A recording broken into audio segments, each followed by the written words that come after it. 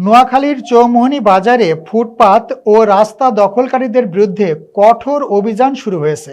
Staff reporter Shahabuddin জানান, বৃহস্পতিবার বিকেলে চৌমুহনী বাজারের প্রধান সড়কে ভ্যান গাড়ি দাঁড়িয়ে হকার বসা সহ জনগণের ভোগান্তির সৃষ্টি করে।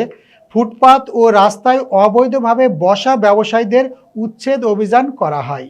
এ সময় বেগমগঞ্জ সার্কেলের অতিরিক্ত পুলিশ সুপার আ.ন.ম ইমরান খান এবং officer in charge Shamsuzzaman, Chowmuhani police ফাঁড়ির ইনচার্জ আব্দুর রাজ্জাক এবং ট্রাফিক পুলিশের ইনচার্জ উত্তম বাবুর নেতৃত্বে এই অভিযান পরিচালিত হয়।